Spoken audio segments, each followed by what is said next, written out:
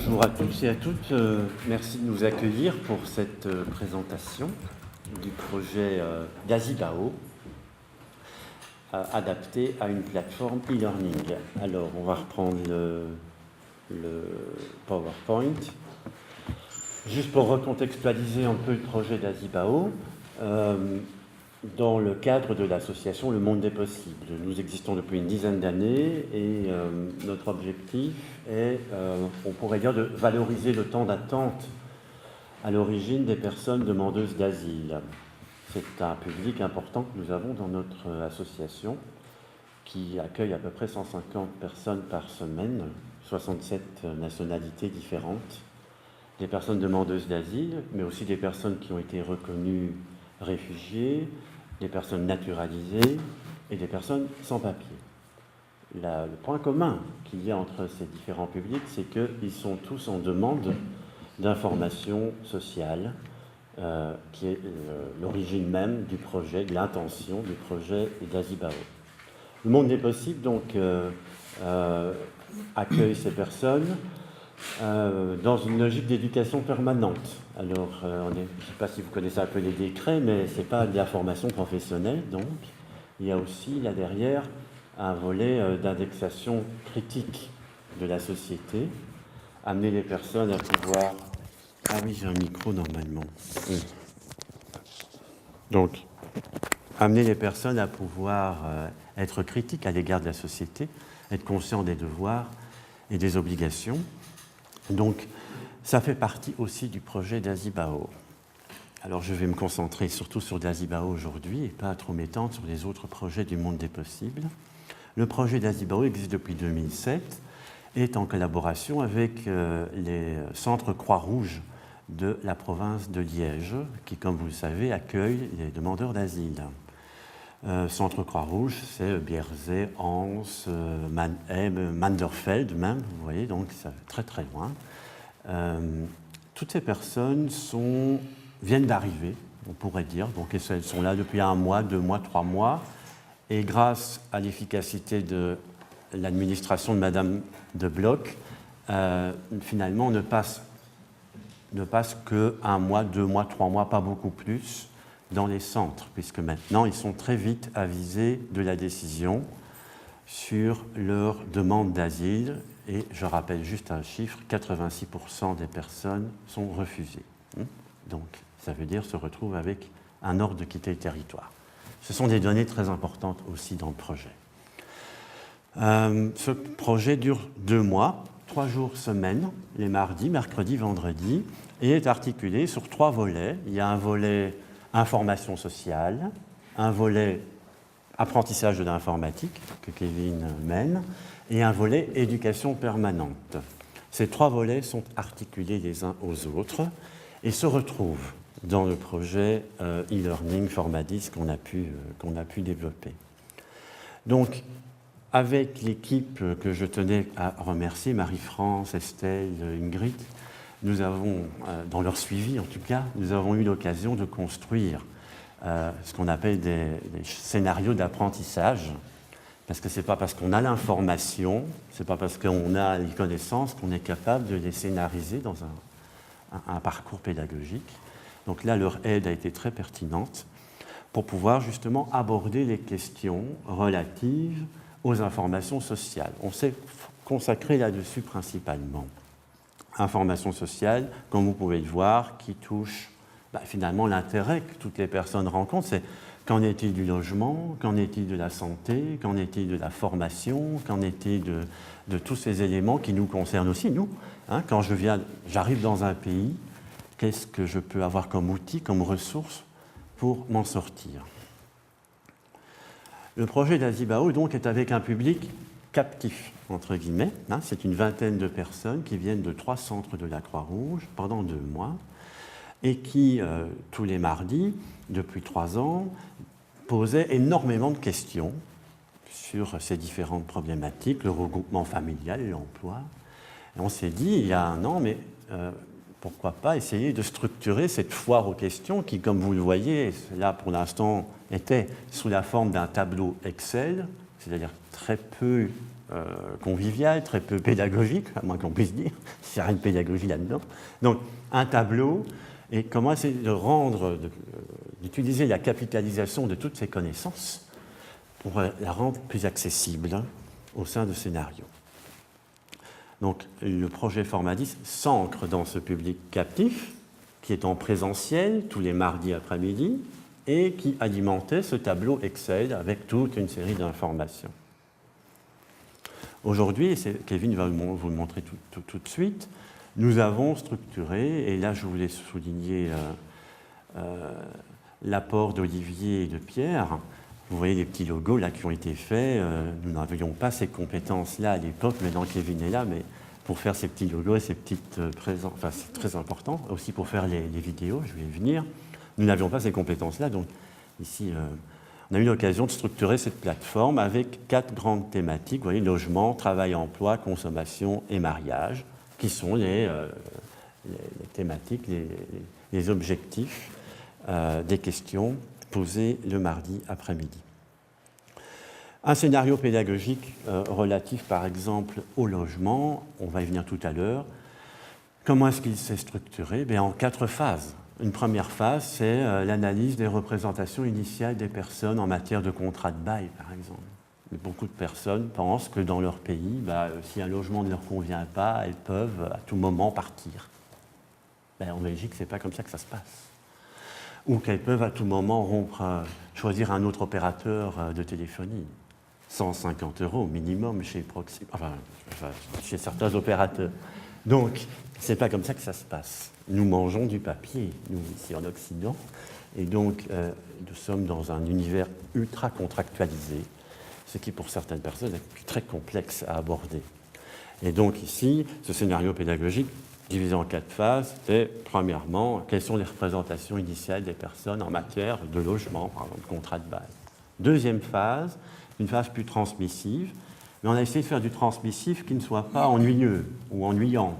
Donc, ne pas soumettre aux personnes un texte de loi en disant un contrat de bail, ça ne seront pas comme ça. Et donc là, grâce à Pierre et Olivier, grâce aussi à l'intervention d'Honorine et Jacques, qui sont 2 demandeurs d'asile, nous avons pu filmer une petite séquence qui simule un entretien entre quelqu'un qui a l'information, à savoir qu'on ne peut pas rompre un contrat de bail, qu'il y a des modalités bien précises, et quelqu'un qui ne l'a pas. C'était une manière de transmettre des choses, de transmettre l'information. Troisième phase, et c'est là qu'intervient toutes les fonctionnalités Moodle, c'est de voir comment les connaissances qui ont été transmises à travers cette petite vidéo peuvent être opérationnelles, comment la personne maîtrise l'info, comment est-ce qu'elle peut donc aussi réguler ça et voir si elle s'est trompée, pourquoi elle s'est trompée, sur quel point elle s'est trompée, revenir sur la question. Et la 4e phase de ce scénario pédagogique, alors, c'est transmettre à la personne, ça on ne l'a pas encore fait, transmettre à la personne une synthèse, ça peut être en russe, en arabe classique, une synthèse qui reprend vraiment les éléments fondamentaux, qui vulgarise peut-être les textes de loi. Voilà un exemple très concret qu'on pourra voir tout à l'heure si vous le souhaitez. Voilà, ébauche d'une diversification des méthodes, enregistrement, vous avez là Jacques et Honorine. Si on a le temps, on pourrait regarder. La difficulté qu'on a rencontrée par rapport au présentiel, c'est quoi? C'est que dans le présentiel, les questions de logement rebondissent sur les questions d'emploi, sur les questions d'accès à la santé. Il y a parfois un certain continuum qui se dégage. Ici, dans la plateforme Moodle, on est très segmenté dans l'apprentissage. Ça, c'est quelque chose qu'il faudrait voir s'il y a moyen de corriger ça. Ce que nous avons apprécié dans la plateforme Moodle, c'est qu'il y a un outil qui s'appelle l'atelier et qui permet de valider collectivement des apports. Donc, l'apprenant ne se retrouve pas tout seul devant son ordinateur, il peut proposer une ébauche de réponse à un groupe, à un collectif, et le collectif peut répondre. Donc, ça nous a trouvé très pertinent. Il faudrait voir comment étendre la démarche. Un exemple très concret, en plus il faut voir le temps qui nous reste, mais voici un exemple très concret que Kevin va vous exposer. 10 minutes? Ah, ça va. Bonjour à tous, je ne connais pas tout le monde, donc je prendrai quand même la peine de me présenter en vitesse. Donc, je m'appelle Kevin Coco, je suis... Merci. Ok, merci. Je suis formateur depuis maintenant 2 mois au Monde des Possibles. Comme Didier l'a dit, je donne cours aux stagiaires du DASIBAO de tout ce qui concerne les PMTIC. Et je suis également chargé d'alimenter la foire aux questions, donc de la rendre plus pédagogique avec les outils que Formadis propose. J'ai eu l'occasion d'aller à une seule séance, donc voilà, je parle uniquement de ce que je connais. Et avec l'aide justement d'Ingrid, etc., et toute l'équipe, je me suis mis à la plateforme Moodle et j'ai réalisé un petit exercice donc, qui suit un peu toutes les perspectives que Didier vient d'évoquer. Alors il s'agit donc on est toujours ici dans la séquence, je reviens en arrière, logement. Hein. Donc vous voyez le premier gros chapitre en rouge et c'est un exercice qui porte spécifiquement sur l'assurance incendie parce que c'est quelque chose aussi que bon nombre de nos stagiaires, dont bon nombre de nos stagiaires n'ont pas idée. C'est tout comme, au même titre qu'on ne rompt pas un contrat de bail comme ça en une seconde et sans conséquence, l'assurance incendie aussi mérite d'être expliquée parce que ça couvre énormément de choses. On laisse une friteuse allumée, ça prend feu, on s'imagine qu'on est couvert ou que ce sera sans conséquence. Non, pas du tout. Et il faut donc l'expliquer aussi à ces primo-arrivants. Ici, donc, je vais après rentrer dans Moodle, mais c'est pour vous expliquer simplement l'objet de l'exercice. Donc, c'est à partir d'un graphique et d'un texte synthétique, il est proposé aux stagiaires de répondre à un questionnaire à choix multiples généré par le logiciel Hot Potatoes. J'y reviendrai pour vérifier leur compréhension. Donc, en bas à gauche, vous avez un exemple de concrètement comment se présente le questionnaire à choix multiples. On coche la réponse. Si ce n'est pas la bonne, c'est try again, et sinon, on passe à la question suivante. Il y a une synthèse, je vous montrerai après quand je rentrerai dans Moodle, qui est jointe à l'exercice. Une petite synthèse simplement qui montre en gros dans un français très simple ce qu'est l'assurance incendie, à quoi elle sert, pourquoi c'est vraiment très important d'en contracter une, parce que ce n'est pas obligatoire, voilà, tout ce genre de choses. Et pour mobiliser d'autres types d'intelligence, je vais dire un visuel qui est un schéma en fait pour permettre de comprendre, tiens, quand j'ai une assurance incendie ou quand je n'en ai pas, quelles sont mes responsabilités ou non au cas où l'incendie se produit. Je vais peut-être rentrer dans Moodle pour vous montrer concrètement à quoi ressemble l'exercice. Voilà, l'assurance incendie. Voilà.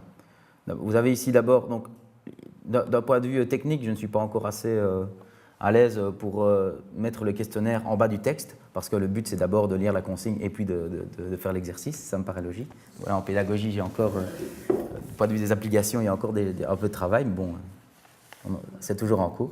Donc voilà, la petite synthèse, le petit récapitulatif, avec, je vous le laisserai parcourir, ce n'est pas l'objet ici, mais voilà, c'est pour vous montrer, avec certaines informations en gras, vraiment, je veux dire, qui doivent retenir toute leur attention, le petit schéma, et ensuite, tout au-dessus, on a le questionnaire avec, attendez, je vais le mettre pour que vous voyez tous. Première question, si un feu se déclare dans mon appartement et que je ne dispose pas d'une assurance incendie. Et là, vous avez toute une série de propositions. Donc voilà, je mets, si par exemple le stagiaire désire sélectionner la B, seuls les dégâts causés dans mon appartement sont à ma charge, il clique, et ensuite, voilà, ce n'était pas la bonne réponse, donc sorry, try again, et ça l'invite donc à relire, à revérifier et à reconsidérer sa réponse. Par rapport donc au logiciel Hot Potatoes dont je parlais, en fait, je ne sais pas si...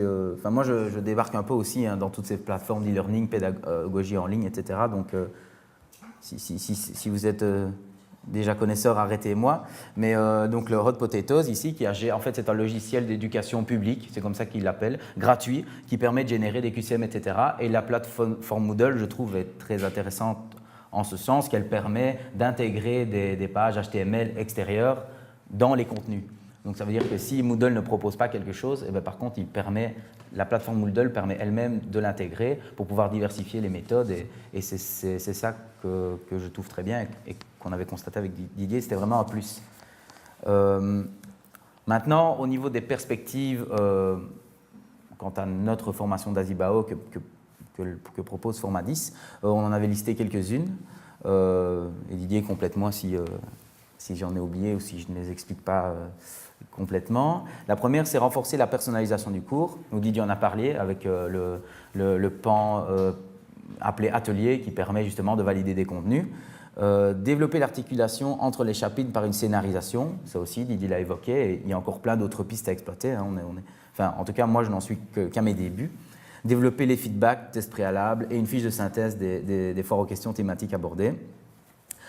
Découvrir d'autres tests d'évaluation, pareil, hein, c'est un QCM, mais ça peut être aussi un texte à trous, qui peut être aussi généré par des pages que l'on peut intégrer à la plateforme Moodle. Donc on parle ici des outils collaboratifs entre apprenants et analyser comment des savoirs pratiques peuvent en émerger. Intégrer les exercices dans des formations d'Azibao en présentiel. Donc ça aussi, moi en tant que formateur, le but c'est que le e-learning soit un complément à ma formation ou que la formation que je donne en présentiel soit aussi complémentaire au e-learning. Donc c'est d'intégrer tout ça, d'articuler tout ça autour du projet, que ce ne soit plus juste une perspective, que ça fasse partie des contenus pédagogiques et des moyens d'apprentissage. Et enfin, et c'est comme ça, moi, enfin, c'est un grand point positif que je vois en Moodle, c'est articuler différents outils d'e-learning entre eux. Donc je l'ai montré avec le QCM qui était généré par Hot Potatoes que j'ai intégré dans Moodle de façon vraiment très simple, il n'y a pas besoin d'énormes compétences techniques, c'est vraiment très accessible. Mais il y a également des plugins WordPress, qui est une autre plateforme pour créer des sites internet, qui maintenant ont des perspectives uniquement pédagogiques. Donc c'est-à-dire que vous faites un site à partir de WordPress, donc si vous voulez, c'est un générateur de sites en ligne facile et gratuit, et vous pouvez intégrer des plugins sans les programmer vous-même parce que c'est beaucoup de code. Vous pouvez intégrer des plugins qui eux-mêmes génèrent aussi des exercices qu'on pourrait peut-être intégrer dans Moodle. Enfin, ce sont des termes très techniques et on n'a pas assez de temps pour s'étendre là-dessus, mais c'était juste pour vous dire qu'il y a beaucoup de perspectives, autant d'un point de vue pédagogique que technique, et c'est là, je pense, tout l'intérêt de Moodle au sein de notre formation en tout cas. Donc tout ça pour dire que nous ne nous serions pas investis aussi dans le projet si on n'était pas certain de pouvoir l'intégrer à long terme dans la pratique. Et donc que ce soit via la plateforme Moodle qu'on espère pouvoir utiliser ultérieurement via l'Interfédé, donc il faudra voir la migration, ou que ce soit via la plateforme WordPress, la démarche e-learning est maintenant intégrée dans le processus d'apprentissage du projet d'Azibao. Si vous avez des questions.